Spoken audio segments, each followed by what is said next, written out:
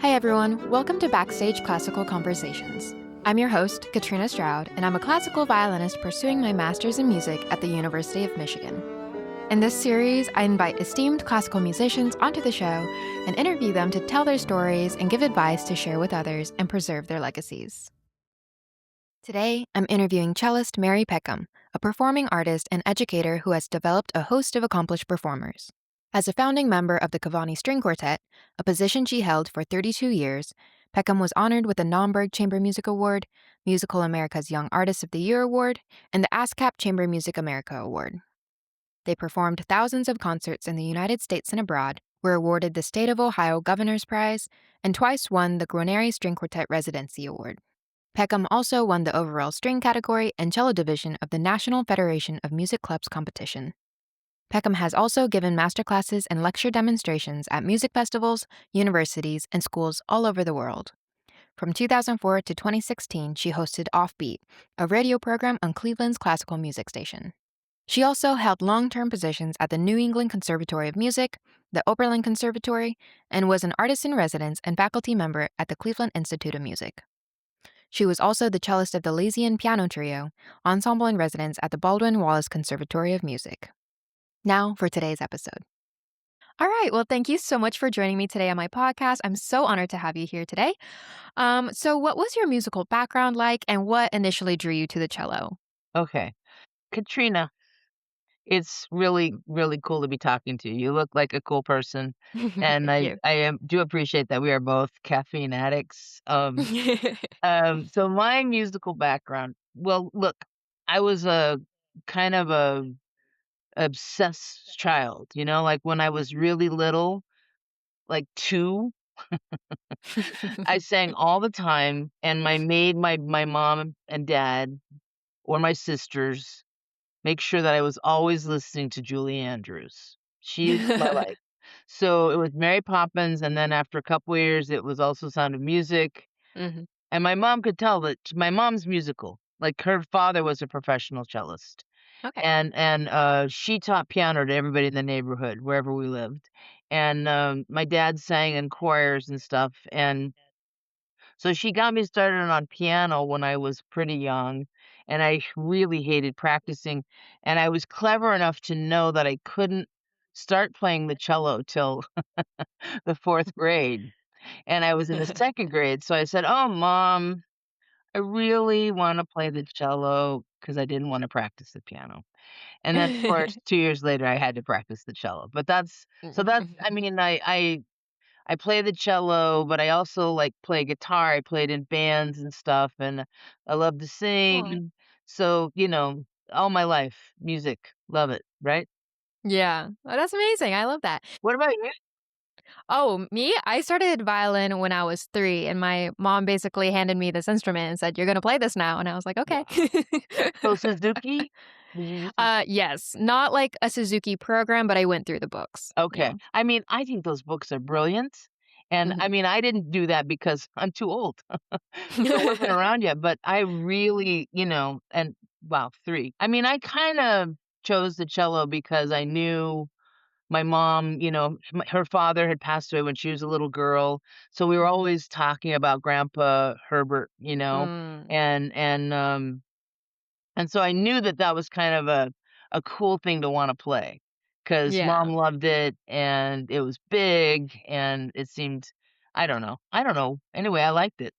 Did you continue with your piano Oh, studies no. as you Oh, okay. No, I don't wanna practice.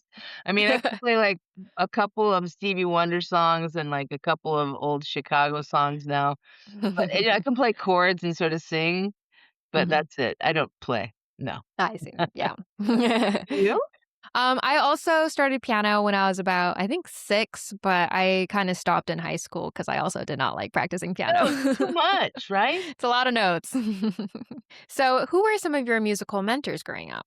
Um, well, the famous ones are, like, when I went to college, but, Mm. when I was a little kid, I started, in the school.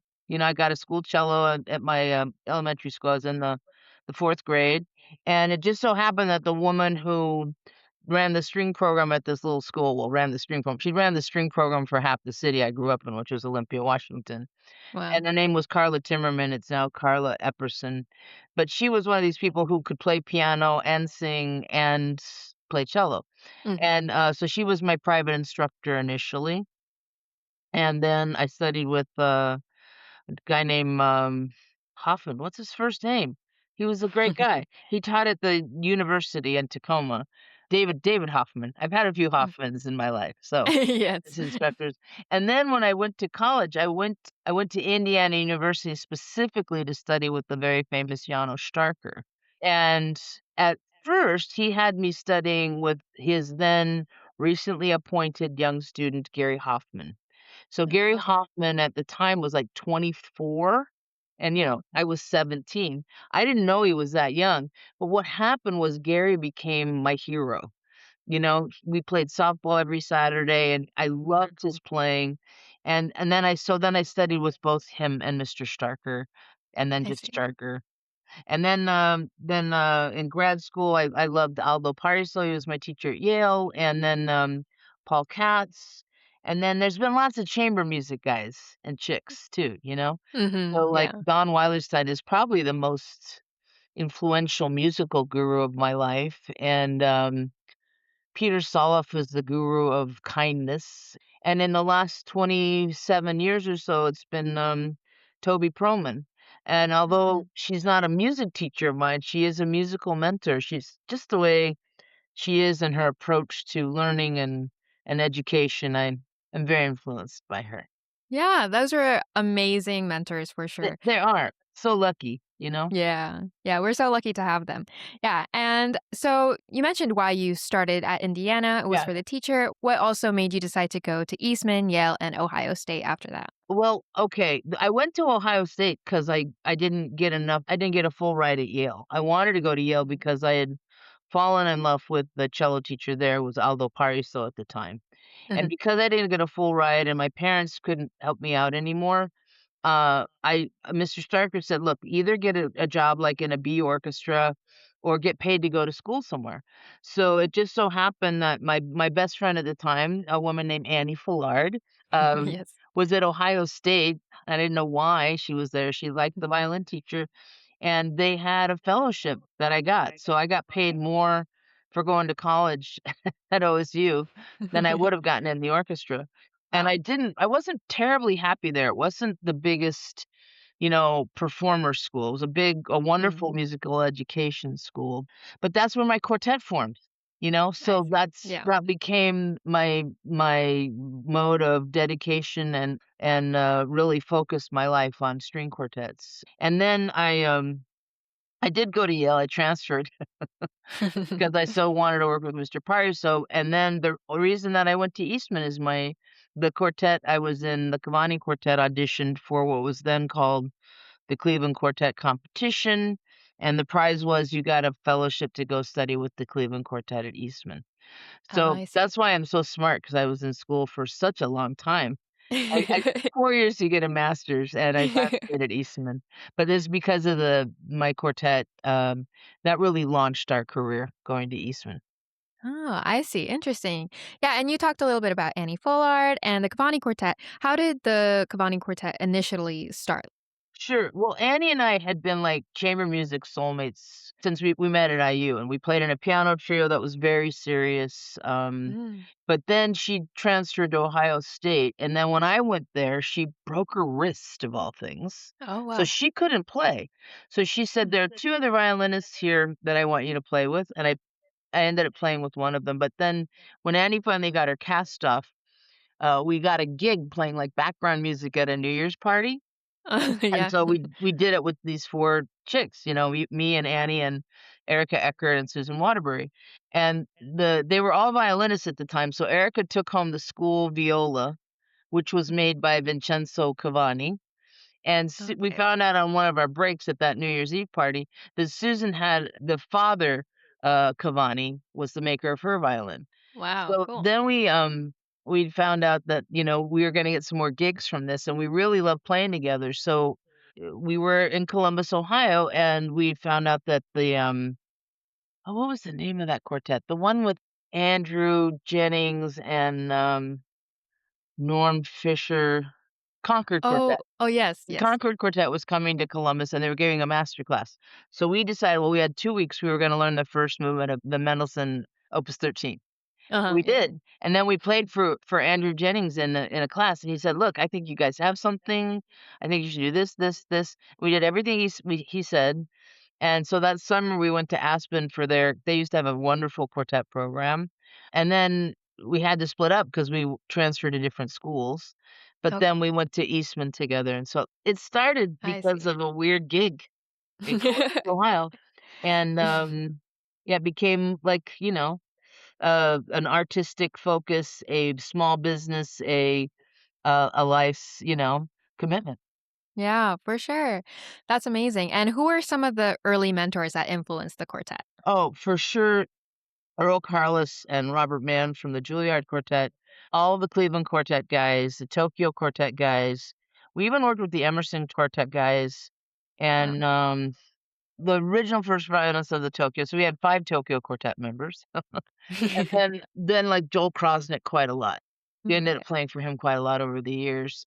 But I would say that for all of us, the Cleveland Quartet, because we studied with them for over 2 years, we went to summer festivals to work with them, and, Mhm. we became very close to them, it's like family. Yeah, so Don Weilerstein for me and Joel Krosnick and, you know, all these guys, they were great. They were great. There were no Yeah. chicks for us, because there were no chicks at the time. Sorry, women. I should say female people. Sorry. No worries. Now, and speaking about the chicks, Yeah. you were a quartet of all female players. So, did you face any challenges from that aspect? We did. It's just all if it had happened today, I think it'd be so different. I'm not really sure. But like, for example, we were at a conference and we were walking with our manager and a couple of presenters, and one of the presenters said, "Oh, well, we just think you guys are wonderful, but we can't have you because we just had an all-female quartet perform this season." And we were like, Wow. "Wait a second, what?" That was strange. And then sometimes we would get reviewed on our appearance more than we would on our music making, But I Hmm. actually liked one of them. One of them talked about my perfectly bowed lipstick, and I was like, "Thank you for noticing," you know, because I see. I mean, just stuff that wouldn't have happened if we were 4 guys or, I don't know, maybe even been a mixed ensemble, but yeah, I see. so there was Very that. interesting. Yeah. Yeah.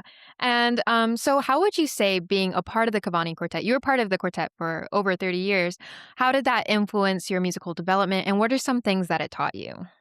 Well, oh my gosh, so much, Well, first of all, just having the chance to play all of that great, music, Hmm. I honestly when we first started it, that wasn't the thing that was the coolest to me. The thing that was coolest was just being on a team, and, Yeah.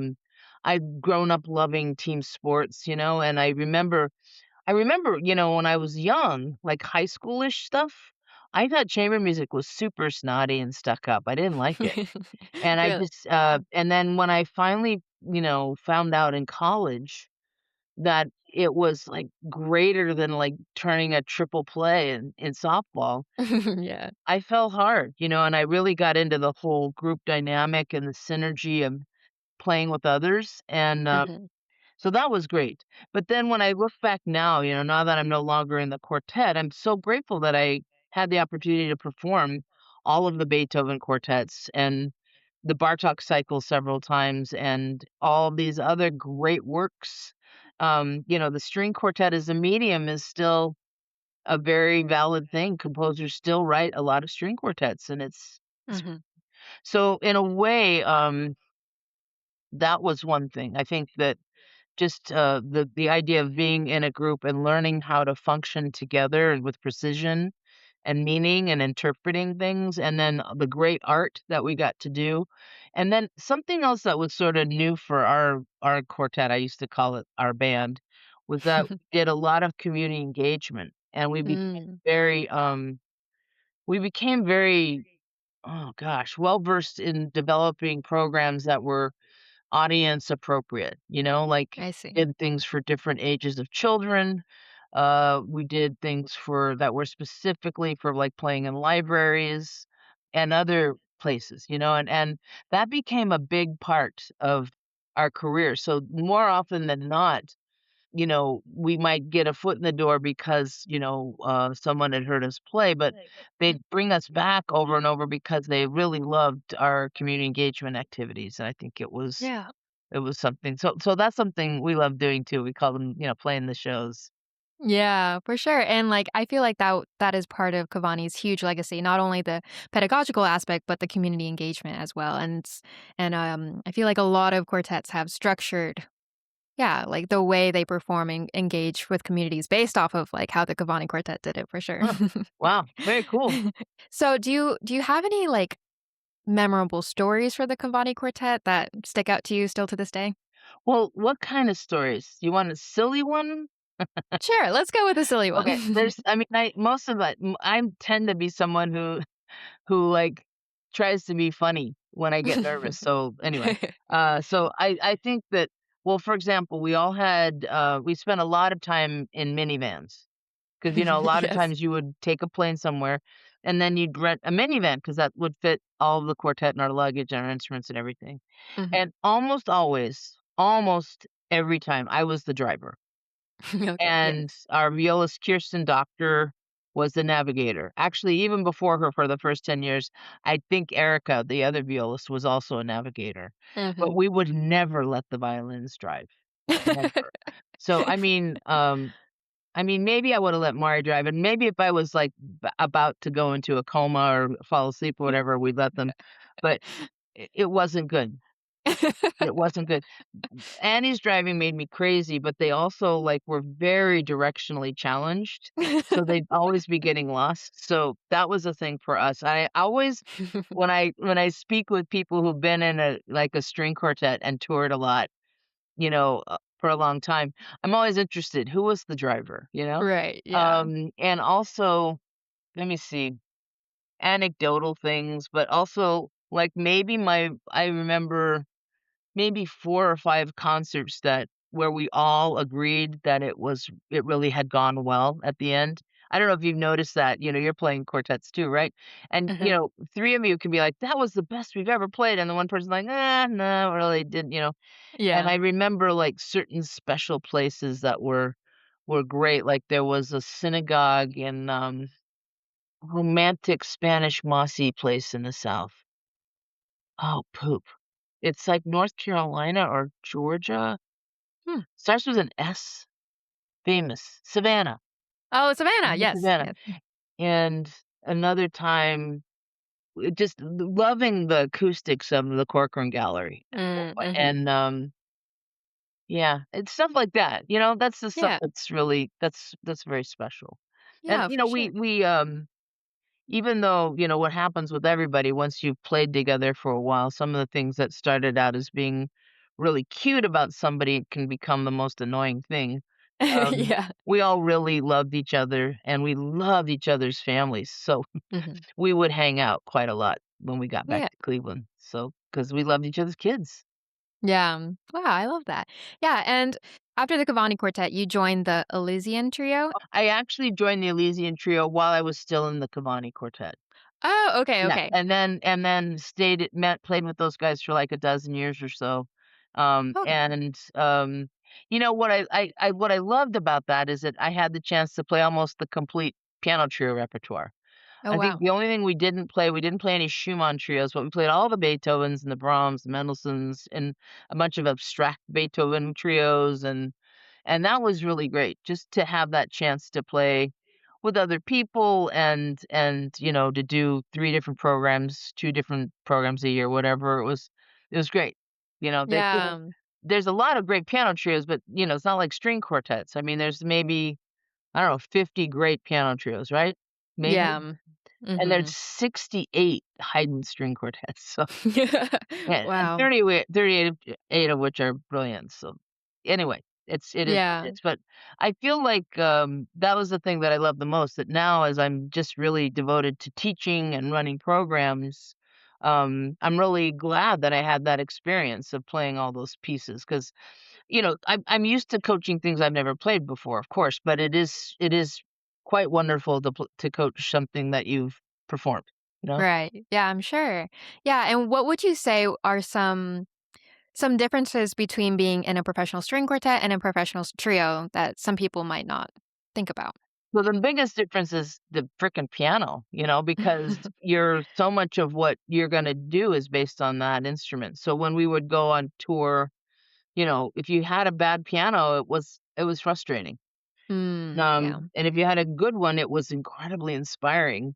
I see. So that's maybe the biggest difference, but also playing piano chamber music is, for me, much different than playing string quartets or even string trios or string Yeah. things that are only with string or with non-piano instruments, because it's all based around the piano. Your whole resonant and tuning system is that of the piano.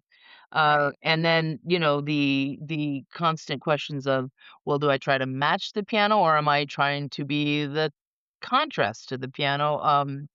And also, and the cello parts tend to be higher and, Interesting. not so baseliney. Sometimes they're baseliney, Mm, and a lot of times, you're doubling the piano. How much do I wanna match the piano? How much do I wanna have a sound that really doesn't blend? right. At any rate, so the repertoire itself is different that way, and anytime you're playing piano chamber music, it's just all about the piano. Right. Yeah. That's very interesting. Yeah. And you're now also part of the Proman Music program. How did you get involved with this program? Well, the reason I got involved because I had a couple of angels who recommended me. I wasn't famous or anything, but the woman who founded and runs the Perlman Music Program is Toby Perlman, Mhm. and so she had found out from couple of my angels, Heidi Castleman, wonderful viola pedagogue, and Don Weilerstein, of the Cleveland Quartet. I think that they both had put me at the top of a list of three that they recommended to her. And then I was also on somebody else's list. She never told me who that third person was. But so she said she called me first, and she called me out of the blue. I get a phone call from, "Hello, this is Toby Perlman." And I'm like, I actually knew who she was because Itzhak had played at a music festival where I'd been in when I was younger, and she'd been there with him, and so I'd seen her, you know?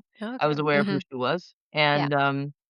and at first she invited me. I just came for a few weeks, and the quartet, of course, at the time, we played a lot of, summer festivals, so that was asking a lot to get 3 weeks to go do something else. Mhm. And then I think about within 3 years or so, I'd convinced them that we should take summers off or just do very little.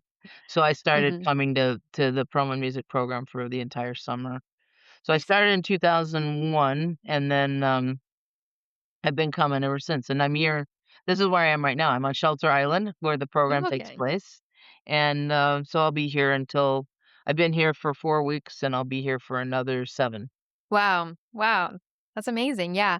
And how would you say your coaching style differs between a summer festival and maybe throughout the entire year when you're coaching chamber musics at schools? This is such a good question because, first of all, if you're at a summer festival, there's usually less distractions for the Mm, artists you're working with, right? right. For example, I just finished a program here at PMP called the Chamber Music Workshop, which is, 3 weeks of 18 to 27-year-olds only playing chamber music. There's no private lessons, there's no orchestra. I think for 1 week we had a chorus. We sang some a cappella choral music. So you have much less time, so you have to pace the progress. Whenever Mhm. you're coaching a group, you need to figure out the situation. Is it a one-time thing, or is it something where you're guiding the group towards a performance goal? Right. And with summer festivals, there's usually just more time. So Yeah. the first festival I did, it was all about the chamber music. But now Mhm. I'll be starting this Saturday another program, which does include a lot of private lessons. And they play in a string orchestra, and we sing every day. And then there's chamber music. And Right. fortunately, because the Promans, really love chamber music, it's a positive experience, but they don't have Mhm. to learn as much music. I see. So, and I also know that I have to be, conscientious of the other work they're doing. So when I'm assigning works, I need to make sure it's something that's challenging but not daunting. Um, Yeah. so that's that's the thing about summer festivals. It's usually a little bit more focused, and so you can delve in more. In the school year, you learn the dynamic between, like, a coach and maybe the young artist that one is working with, or sometimes they're older artists, I don't know. Although now that I'm old, they're never older. But, so then you wanna figure out the goal, and you start to learn what the group's dynamic is, like, the thing that I've always been obsessed with. S how much time do they seem to be able to find to rehearse? And Mhm. some groups don't need as much time to rehearse certain music Right. as much as others, but you're still progressing usually towards some sort of end of semester performance goal. Mhm. So you have some more time. So for example, my perfect environment would be working with a group on, say, a Haydn quartet, and I'd probably have at least 2 coachings per movement unless the minuet was really short or something. And Mhm. then I'd probably do, like, a playthrough session, and then I would feel that that could be a total of, easily about 8 hours of coaching. And some groups need more, and some Mhm. groups may not need 8 hours, so you figure other things to do. Other, exercises, or, maybe Bach chorales or scales, anything. So the biggest difference, I think, is the amount of time that you have to work with them, and then how distracted are they going to be at during certain times of the year. And Yeah. are you actually, Katrina, are you in college now then? You're at U of M?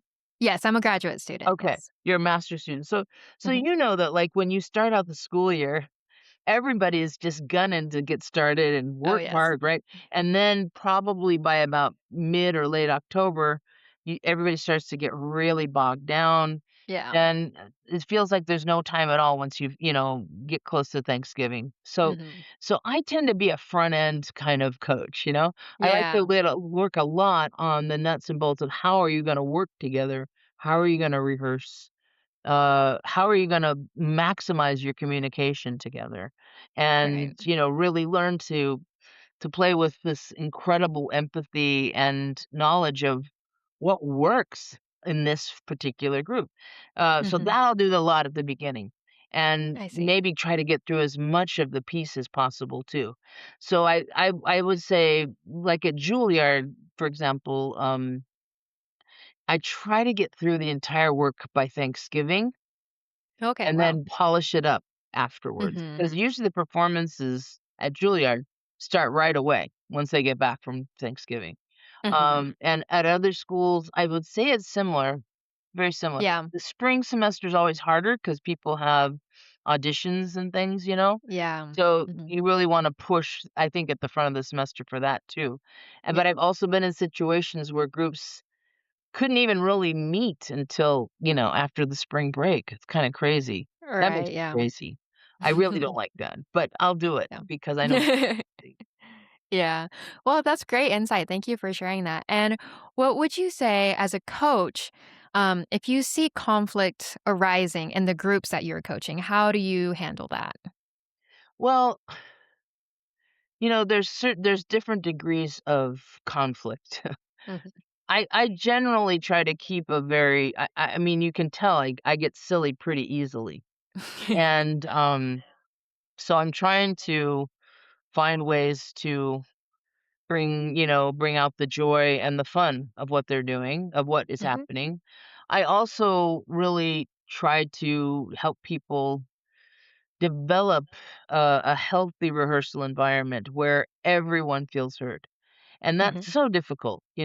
Yeah. So I usually have groups that I'm starting out with. I tell them I want you to get out the timer, get out your phone, and play through the movement at your next rehearsal and then set it for 10 minutes. And each member run the rehearsal for 10 minutes. And Hmm. hopefully that way the people who are shy and don't usually speak up are forced to do so. And so Mhm. people learn more from them. And then the people who talk too much, like me, have to be quiet and listen and realize that a lot of times others are gonna cover some of the areas or problems that you had wanted to cover. You're So right. that's the preventive measure, right? Mhm. I've also noticed that in different programs, when groups put themselves together and have some autonomy or at least a little bit of a say in what they're going to work on in terms of repertoire, it's Mhm. so good for the group dynamic. I see. Mhm. So even if I think everybody should start with a Haydn quartet, it might be that a group formed just specifically to do, some Hina or something. So I'm not going to stand in their way. I mean, I Mhm. want them to be inspired. Um, I put my foot down with certain works, like Yeah. I may, depending on the personnel, if it's their first time playing together, I may say, well, if you're gonna do a Bartok, not 4 or 5, one of the other Mm. 4. Or if you're gonna do a Beethoven, maybe not a long, late Beethoven, like, not 130 or 127, but maybe Yeah. 132. Believe it or not, I think that one Hmm. is better to start with. But anyhow, so Interesting. yeah. So, if somebody, though, is in a conflict that's very, volatile, I usually think that it's a good time to find a way for them to take a break. Yeah. And so I will try to facilitate that. It's tricky. Different programs that I've run at different schools have different rules, for like at NEC, you couldn't drop. You couldn't withdraw from chamber music. I see. So that was hard, but also good because sometimes those conflicts create, the final product, which is the goal of performing, that can really be more meaningful if you've gone through a lot of trials in the process. But I Right. don't know. Sometimes I think it's just good to say, "Look, one of you should consider dropping, and then the others reform, like, make it into a different ensemble." I know that's kind of passing the buck, but I tell you, if you do the right kind of preventive stuff, you might be able to avoid that. I mean, nobody gets along all the time. There are gonna Yeah. be conflicts for sure. Mhm. And Yeah. then I usually will tell people, "Look, just don't gang up on one person. If you guys have a problem, talk one-on-one. Try Mhm. to, be as generous as you can with one another, even if you're really feeling judgmental about somebody else. Really try to hear them too." And, Yeah. I don't know. I'm not the best counselor, but, we all in our teaching, we all do a little bit, don't we? So Yes. that, Yes. you become a bit of a counselor too. Yeah. No, I love that. And you talked a little bit about some of the different programs you've been a part of. So you've been part of the Cleveland Institute, Oberlin Conservatory, NEC, and now Juilliard. Can you talk a little more about some of the differences between these programs? Oh, sure.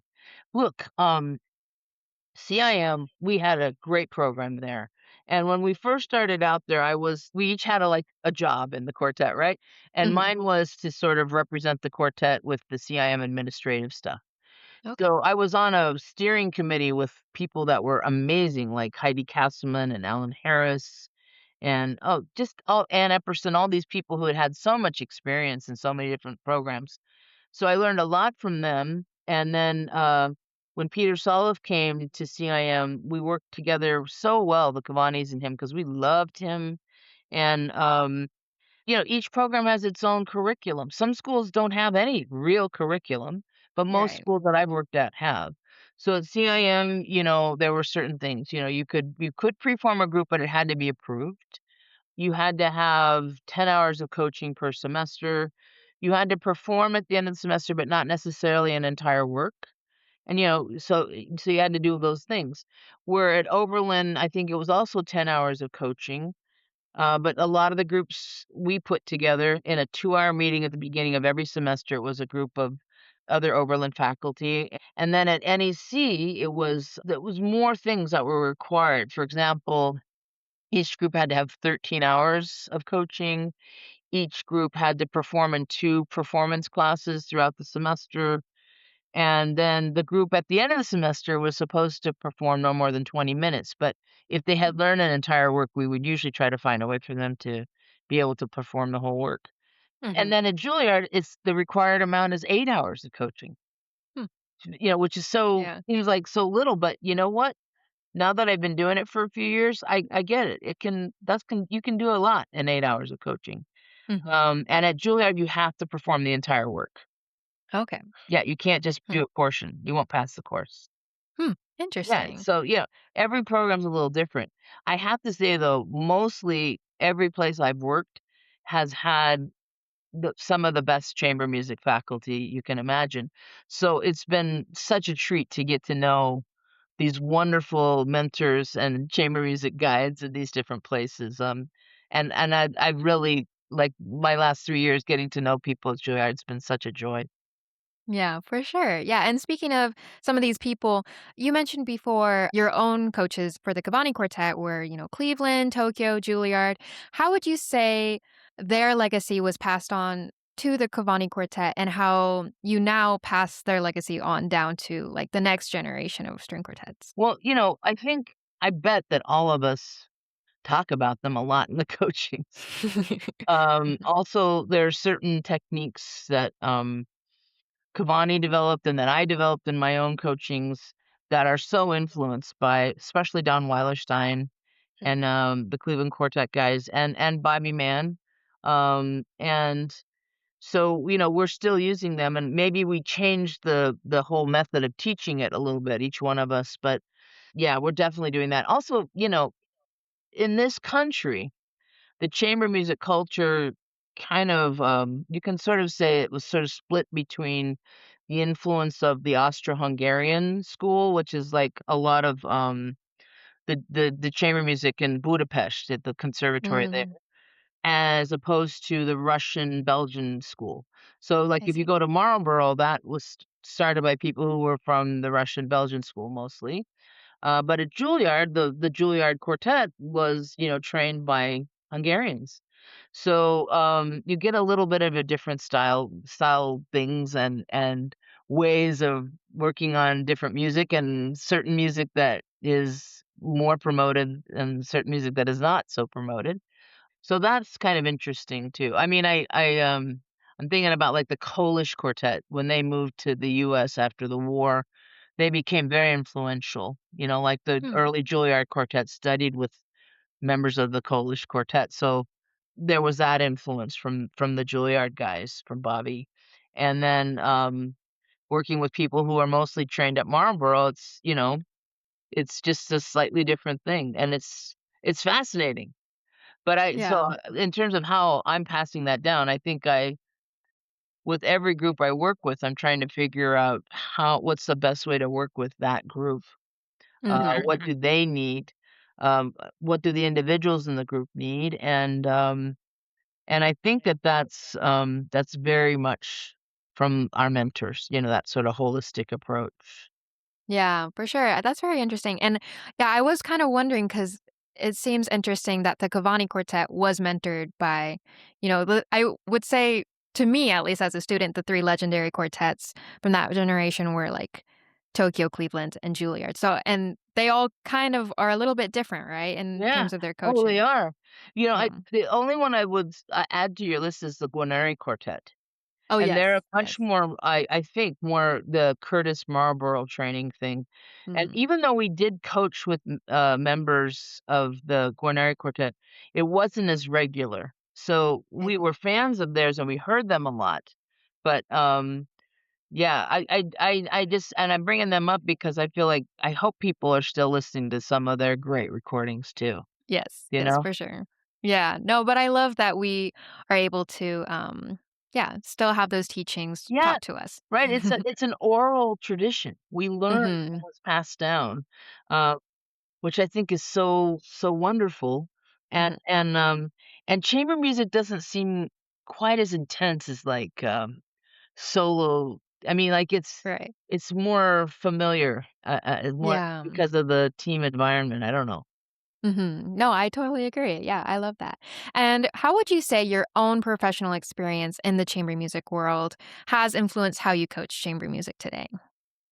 Well, I think today it depends on, like, again, sorry, who the student is. It's such an easy Yes. but, at so I can tell sometimes when students are probably headed towards a career in orchestra. I can Mhm, tell when students are headed towards a career which will include a lot of freelance chamber music playing, if you will. mhm.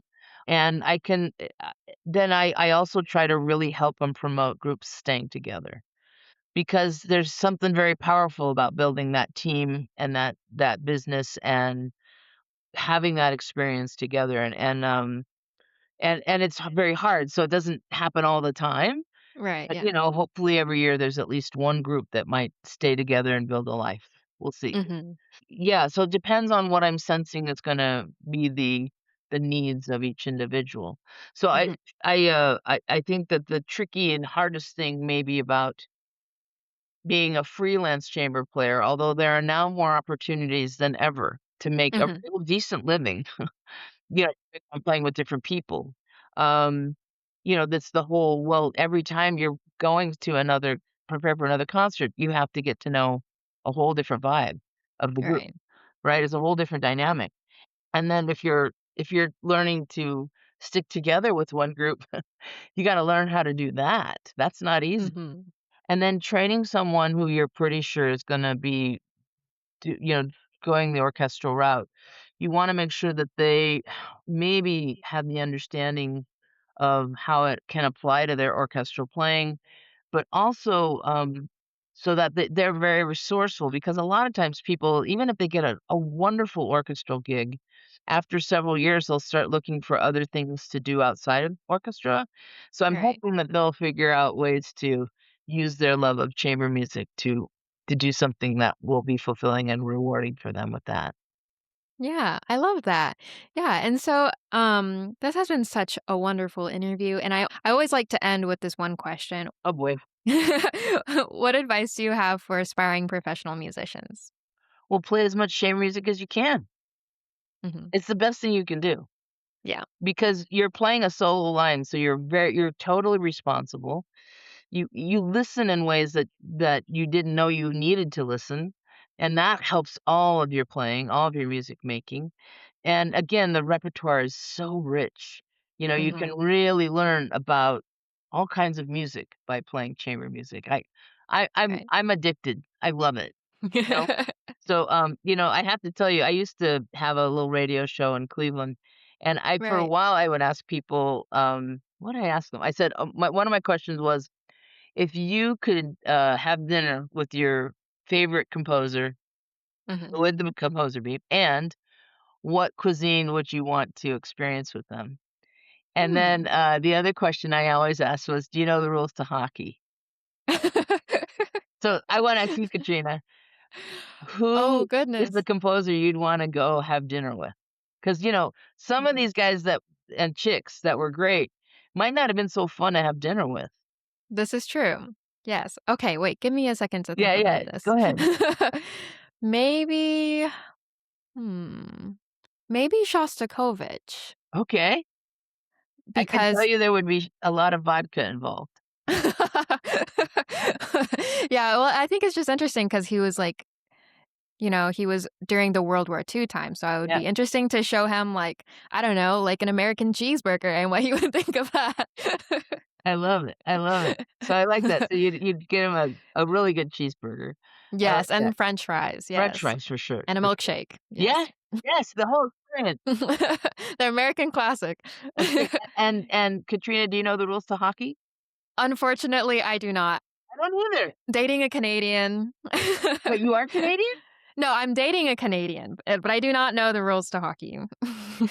I love Canada. I mean, for 40 years of my life, I wanted to be Canadian, but I never learned the rules to hockey. I've never Never been did. to a hockey match. Have you? I haven't, no. I'm sure if we Hmm. went to a hockey match, we would learn a lot. I think so, yes. Yes, well, thank you so much. This has Thank you, been so Katrina. Good luck fun. with everything. I love what you're doing. It's very Thank cool. you. Thank you. Thank you so much to Mary Peckham for such an insightful and fun episode. I loved her take on chamber music pedagogy and hearing about the great artists she's learned from. Thank you so much for joining me on Backstage Classical Conversations. If you liked this interview, please rate, review, and subscribe to this podcast on the platform you're using. You can follow us at Backstage Classical Podcast on Instagram or visit the website at backstageclassicalpodcast.com for more episodes and information. I'm Katrina Stroud, and it was great to see you here. Until next time, stay inspired and listen to the stories of others.